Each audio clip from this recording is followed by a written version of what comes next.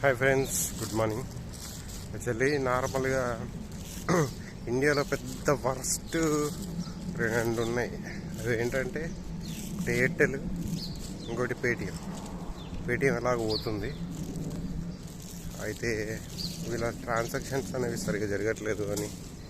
So many reasons. అవన్నీ నేను చెప్పుకుంటే టెక్ న్యూస్ లెక్క అవుతుంది ఇందులో. ఇక మీకు కూడా ఇప్పుడు మళ్ళీ టెక్నికల్ కంటెంట్ చెప్తాడు అవన్నీ ఎందుకు, టెక్నాలజీ పరంగానే. సో సో అందుకే ఏం చేస్తుందంటే ఆర్బీఐ వాటిని బ్యాన్ చేస్తుంది ఈ 29 నుంచి. యూపీఐ పేమెంట్స్ అయితే ఇప్పటి 29th వరకు అయితే జరుగుతాయి అనుకుంటా.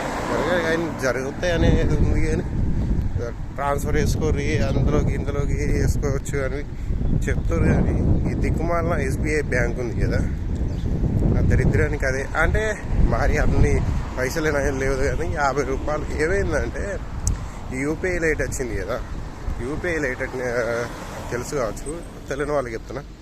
యూపీఐ లైట్ అంటే మనకి నార్మల్ యూపీఐ పేమెంట్స్ నార్మల్ ఇలా చేస్తామంటే బ్యాంక్ త్రూ కనెక్ట్ అయ్యే పేమెంట్ చేస్తాం కదా. వేరే వాళ్ళ ఎవరికైనా మనీ ట్రాన్స్ఫర్ చేయాలంటే యూపీఐ ఐడి ఎంటర్ చేసి సెండ్ అవుతాయి. అది బ్యాంక్ త్రూ అవుతుంది. బట్ ఈ యూపీఐ లైట్ ఏంటంటే అంటే అది కూడా బ్యాంక్ త్రూ అవుతుంది, కానీ మీరు చేసేటప్పుడు పిన్ అడుగుతుంది కదా యూపీఐ పేమెంట్స్లో. బట్ ఇది పేమెంట్ చేసేటప్పుడు మీకు పిన్ అడగది. అండ్ దట్టు ఇది అనేది బ్యాంక్ సర్వర్లో ఉండదు. సో నార్మల్గా ఏదైతే యాప్ యూజ్ చేస్తున్నామో దానికి సంబంధించిన అందులో ఉంటుంది. సో దానివల్ల ఏమవుతుందంటే కొంచెం ఈ సర్వర్ ప్రాబ్లం లేకుండా ఫాస్ట్ పేమెంట్స్ అవుతాయి, ఫెయిల్ అవ్వడం కానీ అలాంటివి ఉండవు. సో దానికోసం నేను ఏం చేసిన అంటే 50 రూపాయలు అయితే అందులో యాడ్ చేసి పెట్టిన. ఎప్పుడన్నా దేనికన్నా ఉట్టినే అని టెస్టింగ్ కోసం అనుకోండి అని పెట్టిన. అయితే ఏమైందంటే నాకేమైందంటే మొన్నటిదాకా అంతకుముందు బ్యాలెన్స్ చెక్ చేద్దామన్నా కూడా ఇక్కడ నాకేమైతుంది సిమ్ కార్డ్ వెరిఫికేషన్ అడుగుతుంది.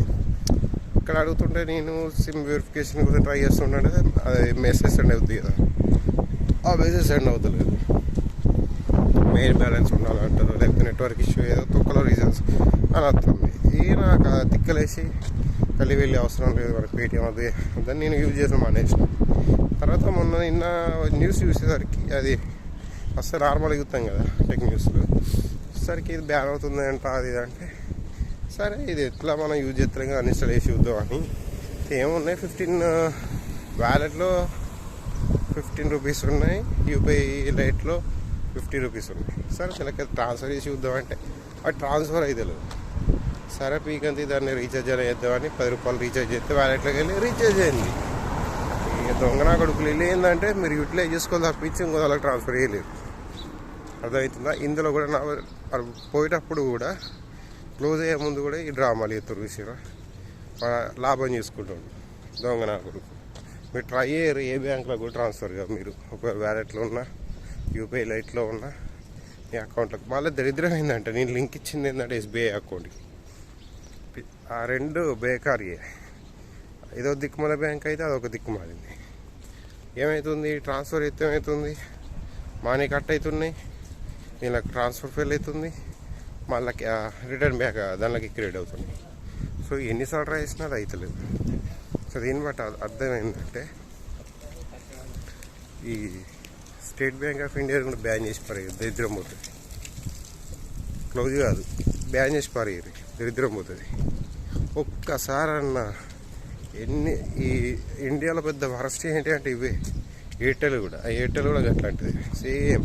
ఎయిర్టెల్ ఎస్బీఐ రెండు అంతే. అది సిగ్నల్ రాదు, ఇదేమో పేమెంట్స్ కావు. సో వరస్ట్ నేను ఫేస్ చేసిన లైఫ్లో పెద్ద వరస్ట్ బ్యాంక్ అంటే ఇదే.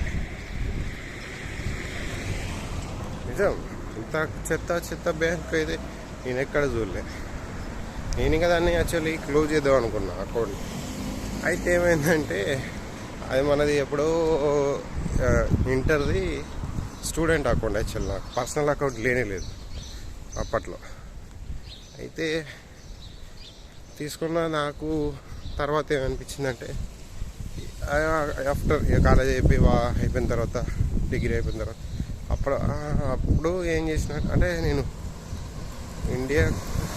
ఇండియాలో ఉన్నప్పుడే.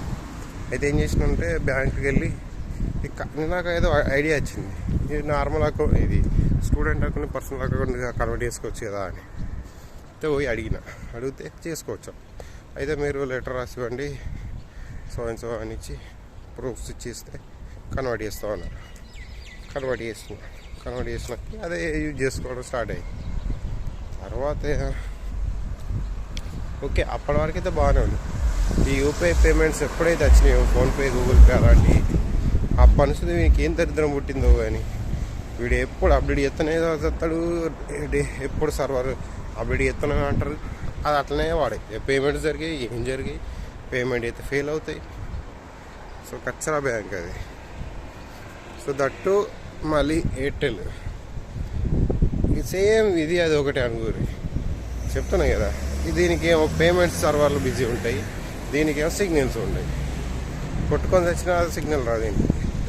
మా డాడీ కూడా ఇండియాకి వెళ్ళి 3 నెలలు అవుతుంది. 10 నిమిషాలు కూడా మాట్లాడలేను నేను సార్. నాకు ఇది ఇంటర్నెట్ అది వాట్సాప్ కాల్. ఇంకా దరిద్రం ఏంటంటే డైరెక్ట్ కాల్ చేస్తే వాళ్ళకు రింగ్ అవుతుంది, నాకు వాళ్ళకైతే అక్కడ ఇన్కమింగ్ కాల్ వేస్తలేదు. నేను అవుట్ గోయింగ్ కాల్ చేస్తున్నా, రీచ్ నాకు రింగ్ అవుతుంది, వాళ్ళకి ఇన్కమింగ్ కాల్ వస్తనే లేదు. అంత గొప్ప నెట్వర్క్ అది. ఓకే ఫ్రెండ్స్, బాగా లెంత్ అయింది. ఫ్రెండ్స్ లైక్ అండి, community. Thank you for watching.